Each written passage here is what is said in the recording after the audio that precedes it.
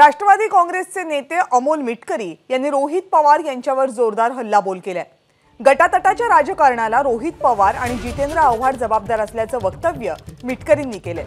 रोहित पवार राष्ट्रवादी काँग्रेस सोडायला तयार होते, पण जयंत पाटील सर्वेसर्वा होतील या भीतीने ते पक्षामध्ये कायम राहिले असा दावा मिटकरींनी केलाय। रोहित पवार कधीही आमच्याशी आदराने वागले नाहीयेत असाही आरोप मिटकरींनी याच वक्तव्यांमध्ये केलाय। त्यांच्याशी बातचीत केली आमचे प्रतिनिधी निलेश बुधावले यांनी। रोहित पवारांवर तुम्ही सातत्याने टीका करताय, परंतु अमोल मिटकरी यांची लायकी माझ्यावर टीका करण्याची नाही असं त्यांना स्पष्ट शब्दात काल बोल। मी त्या व्यक्तीवर अजिबात टीका करत नाही, कारण त्याची पात्रता माझ्यासोबत कॉम्पिटिशन करण्याची नाही आहे। मी कष्टकरी घरातून जन्माला आलोय, माझ्या वाडवडिलांनी शेण काढलंय, माझ्या वाडवडिलांनी मी स्वतः गुरांचा चारा म्हणजे ढेपीचे पोते वाहणारा माणूस आहे, हमाल आहे। माझी लायकी त्यांनी काय काढावी? जो सोन्याचा चमचा घेऊन जन्माला आला त्यांनी माझी लायकी काढावी?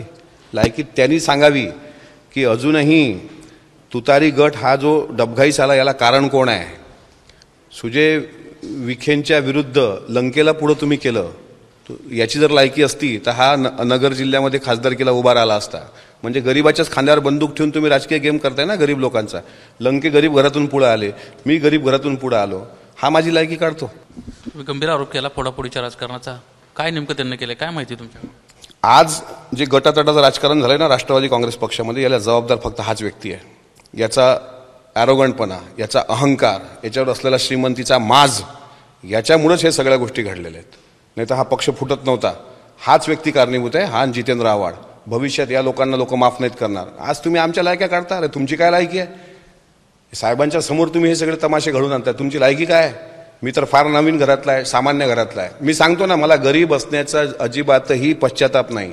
तुझे लावारिस कार्टे कशी फोन करतात, आम्हाला ट्रोल कसं करतात ट्विटरवर, ते सगळं आम्ही झेलून बसलो। 20 वर्ष मराठा सेवा संघ संभाजी ब्रिगेडमध्ये काम करणारा छावा आहे मी। त्याच्यामुळे स्वाभिमानाच्या गप्पा आणि लायकी आम्हाला शिकू नये म्हणून मी सांगतोय, अनेक वर्षांपासून सातत्यानं राष्ट्रवादी काँग्रेस पक्षापासून जे लोक दुरावलेत त्याचं कारण हा माणूस नव्याने आमदार झाला, अख्खा पक्ष आपला मालकीचा आहे असं वागायला लागला।